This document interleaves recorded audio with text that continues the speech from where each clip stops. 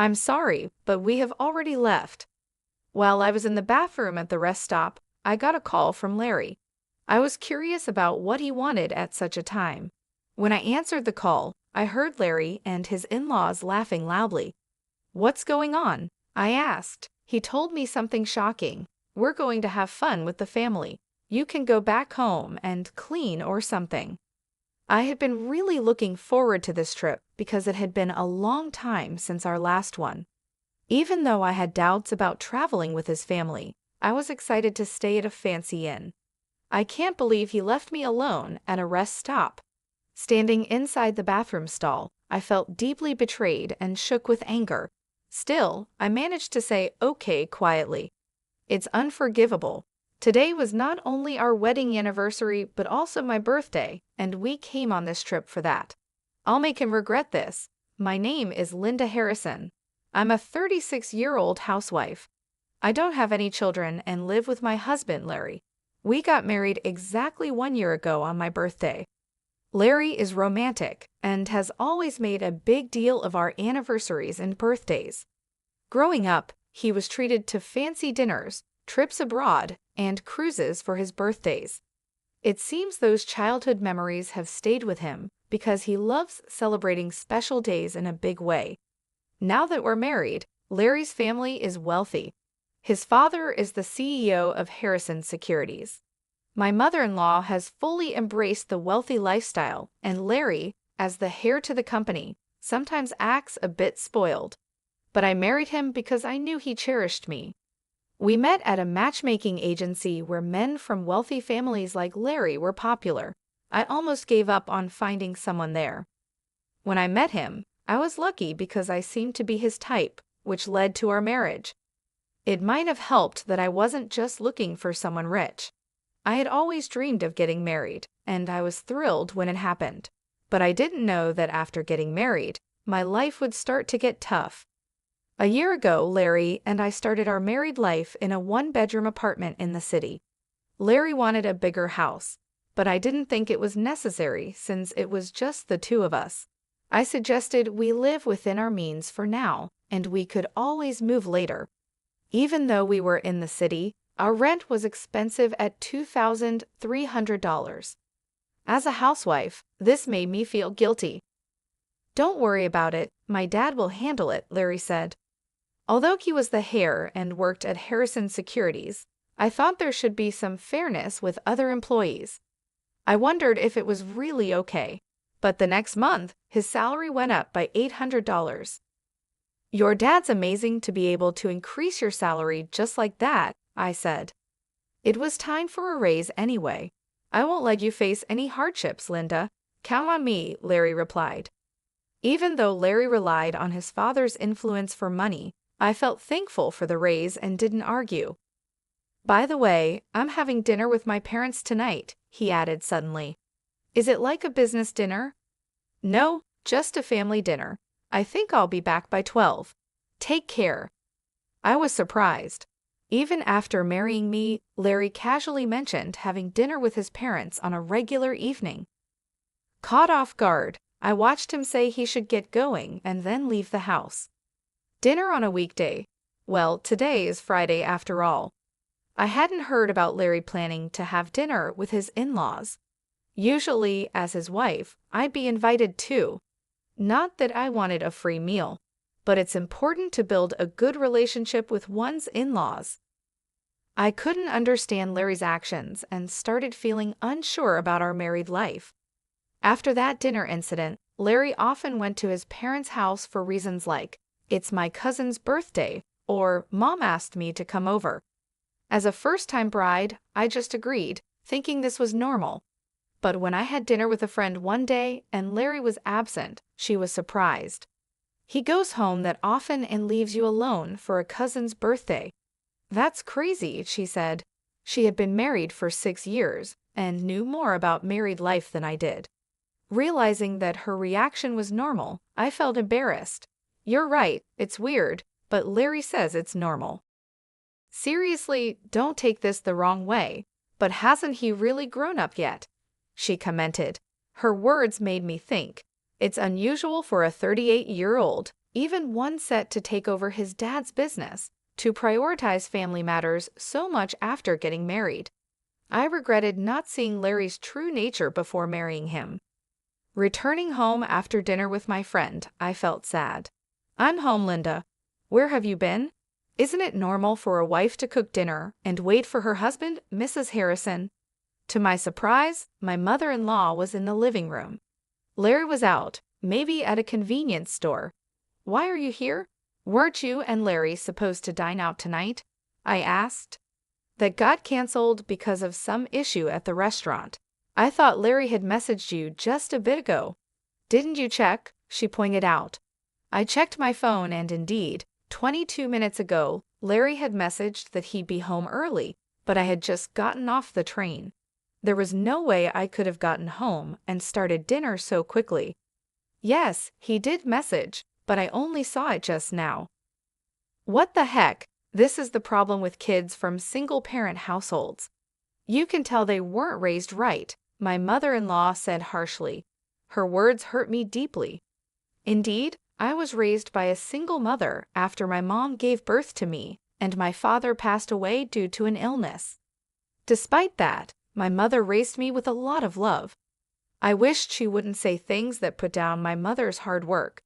It has nothing to do with being raised by a single parent. I just hadn't seen the message yet. I replied, clearly annoyed, but she ignored my comment and changed the subject. "Well, anyway, I've always thought this, but your house is quite small."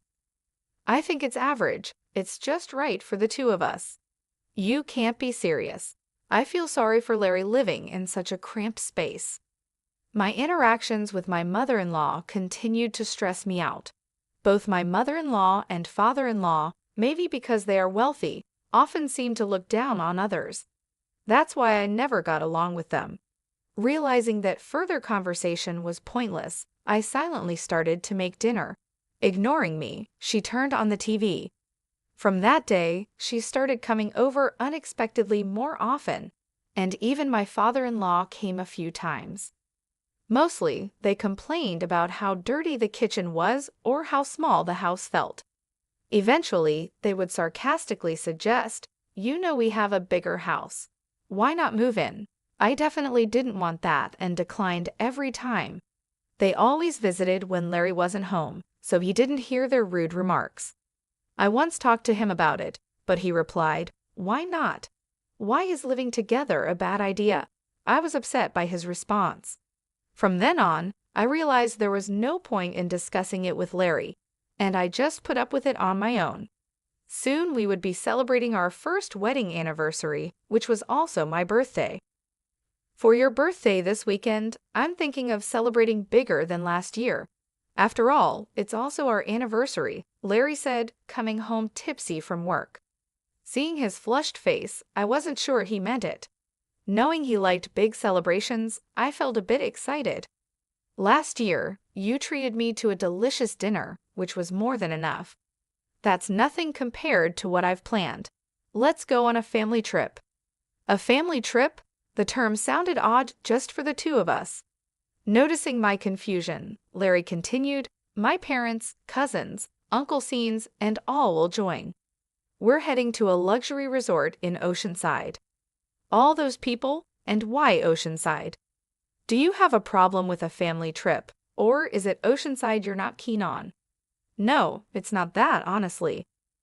I couldn't understand why my birthday and our anniversary had to involve Larry's family, who weren't part of these occasions. I knew Larry was a bit out of touch, but I didn't expect such a strange idea. Although the choice of Oceanside confused me a little, it wasn't a big deal. "Sounds fun, right, Linda? Sometimes you've got to let loose and have fun," Larry said, a bit drunk, as he grabbed my shoulders. I found myself agreeing with him. Over the next week, I couldn't stop thinking about the trip. At first, I was unsure about going with his whole family, but as Larry said, it was a rare vacation, and I decided to make the most of it. As I prepared for the trip, I started to feel excited, and I found myself genuinely smiling. I knew my in-laws would probably make their usual rude remarks, but I decided to ignore them completely. Finally, the awaited Saturday came, and Larry and I went to his parents' house, our meeting point for the trip. "Well, Linda, you're late, aren't you? Do you even realize you're the star today?" my mother-in-law said sharply in front of everyone. But knowing I was supposed to be the focus helped soften her words a little. "I'm sorry, there was traffic," I replied. "Excuses won't do. We should leave soon. Otherwise, we'll be late to our luxury resort." All right, let's get going," I said. Despite their complaints about us being late, it was bearable. After all, they had been making such comments all year. Larry's cousin, who looked much younger than him and had a mean look in his eyes, made me wonder if everyone in the family was mean-spirited. My worry seemed justified when he made a demeaning remark. "This is Larry's wife?" Not what I expected. I looked away from him, figuring that reacting would only encourage them to criticize me more. I decided to act maturely. "I'm so excited. I've been to luxury resorts many times, but tonight's place costs $2,000 per person," I heard someone say. Hearing the price of $22,000 shocked me, and a sudden thought crossed my mind. I got into my in-laws' car, and as soon as my father-in-law started the car, we began moving. The drive to our destination in Oceanside would take about 3 hours. About an hour into our journey, we decided to take a short break at the next rest stop. "I'll be right back, heading to the restroom," I said. "All right, off you go," my mother-in-law waved dismissively, almost like shooing away a stray dog. I walked to the rest stop bathroom, feeling as if everyone's eyes were on me, or maybe it was just my imagination. Inside the bathroom stall, I took a deep breath, relieved that the trip had been uneventful so far. I hoped the rest of our journey would be just as smooth. Just as I was settling into that thought, my phone vibrated in my pocket. It was Larry calling. Expecting him to ask me to pick something up, I answered casually, "I'm still in the restroom, Larry." With what sounded like amusement, he replied, accompanied by the laughter of my mother-in-law, "Sorry, but we've already left." There was a moment of stunned silence on my end while laughter echoed from their side. "What do you mean?" I asked. Larry replied, "We're going to have fun with our family. You should just go home and clean, Linda dear. Today's trip is just for the Harrison family. It's a pity, but you'll have to stay behind. Goodbye." I was stunned. I had been looking forward to this trip for a long time. Having his family join us was a bit concerning, but I was excited about staying at a luxury hotel, and now they had left me alone at the rest area. I was shaking inside the restroom stall, feeling completely betrayed. Trying to keep my anger in check, I simply replied with a quiet "okay." This was unforgivable. Today was both our wedding anniversary and my birthday, and they had brought me on this trip. I was determined to make them regret this. After leaving the restroom, I called someone. The person on the other end was shocked and shared some surprising news. "Really?" I asked. "Yes," they answered. Then they promised to come and pick me up. Being left alone at the rest area like this was unbearable. I prayed for a quick rescue. An hour later, my Uncle Scene arrived in his car to pick me up. "I'm so sorry to trouble you like this," I said. "It's okay, it's quite an unfortunate situation," he replied. "Yes, they're headed to a luxury hotel in Oceanside," I mentioned. My Uncle Scene thought for a moment, then seemed to realize something. "I think that's the case," I replied. "I'm really sorry, but can you please take me there? I'll take the train back." "Got it. The drive there is nice anyway," my Uncle Scene agreed happily. About an hour later, we arrived in Oceanside. Larry and the others had come here before us.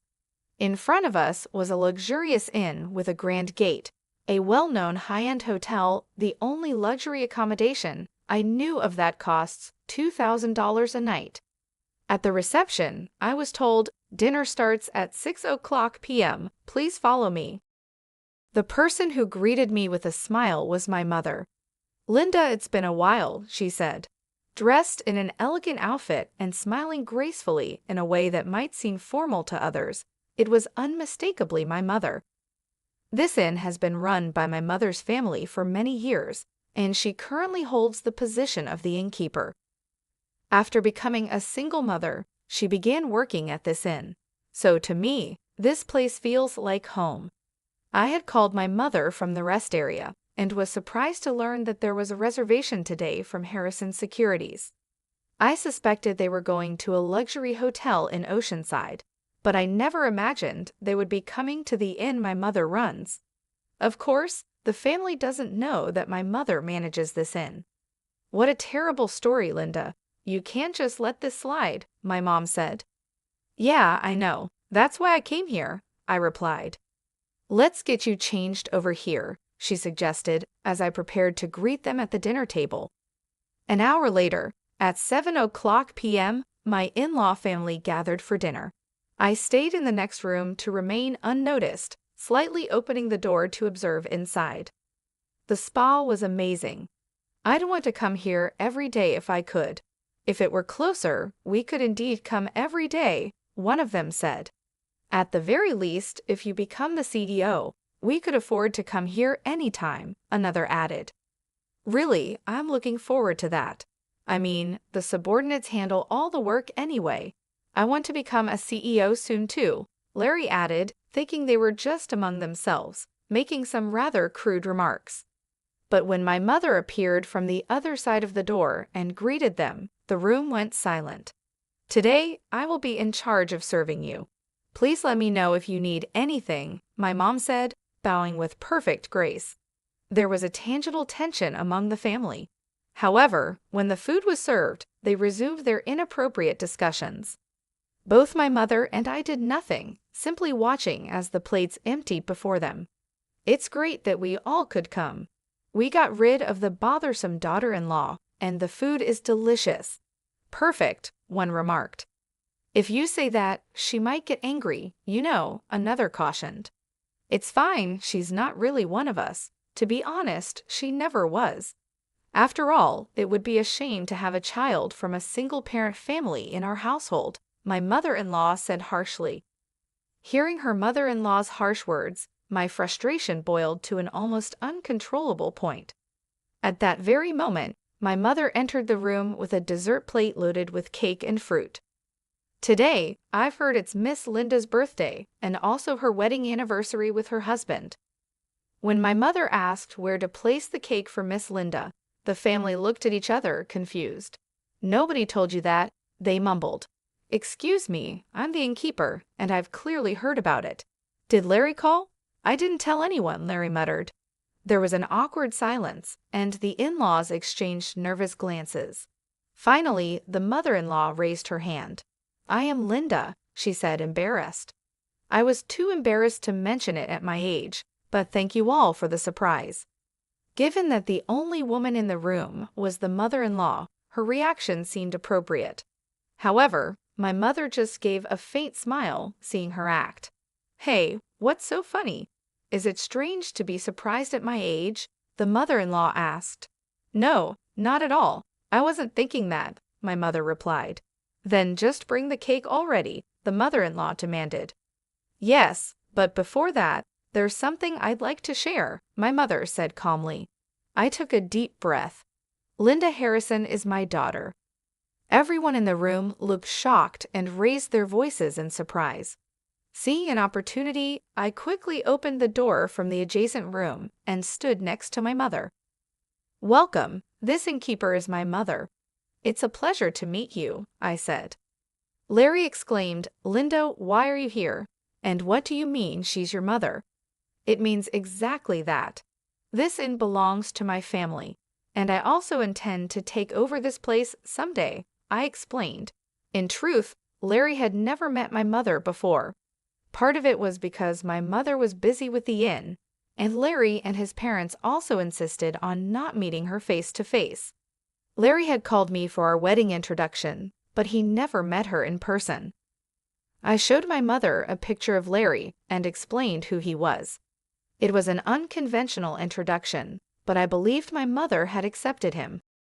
From your earlier conversations, could you please refrain from mocking and belittling my mother for being a single parent? I asked. We just stated the facts, they replied. What's with the sudden drama? What grudge do you have against us? They continued. Neither Larry nor his mother nor anyone else seemed to realize the extent of the disrespect they had shown me. I was exasperated. I let out all the anger I had been holding back. If I have any grudges, it starts with you, Larry.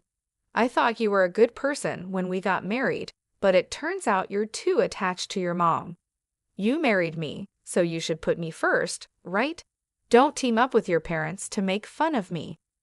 Larry was speechless, unable to argue against my points. My mother listened quietly to my outburst. Turning to my in-laws, I asked, "Why do you treat me this way? If I'm such a nuisance, I can leave the Harrison family right now." "You'll become a lonely, poor single woman, yeah? Are you sure about being alone?" Both the mother-in-law and Larry sneered. Looking between my mother and me, I stared back firmly. "It's okay, actually. I'm pregnant, so I won't be lonely. And if I inherit this I won't have any financial worries." The truth was, I found out I was pregnant last week and hadn't told Larry yet. Only my mother knew, which is why she wasn't surprised. "A child? What are you talking about? I haven't heard about this," Larry said, confused. "Wait, Linda, if that's the case, it changes things. You should have told us sooner." Upon learning I was pregnant, the family immediately changed their attitude. I couldn't stand their unreliable and unreasonable behavior any longer and shouted again, "No, my decision is final. Let's proceed with the divorce through lawyers. I will live happily with my child and my mother." Saying this, I opened the door to the hall they were in and left. The door slammed shut loudly. "I'm done with this. My child will be happier without that family." Whether they tried to change my mind or not, I received over 45 calls a day from Larry and his parents. Eventually, I blocked all their numbers. A few days later, I received a letter from Larry informing me of our official divorce. The letter expressed his regret and pleaded for me to return, but I ignored it and tore it up. I thought he might neglect our child just like he prioritized his parents over me, and I absolutely didn't want that. Being alone and lonely will be your fate, not mine, I thought. He should enjoy his bachelor life. Currently, I am nurturing my child in my womb and discussing future plans with my mother. Once the child is born and grows a bit, I plan to send them to daycare and join the inn's business. The path to becoming the next innkeeper is long, but I'm determined to work hard to raise my child properly.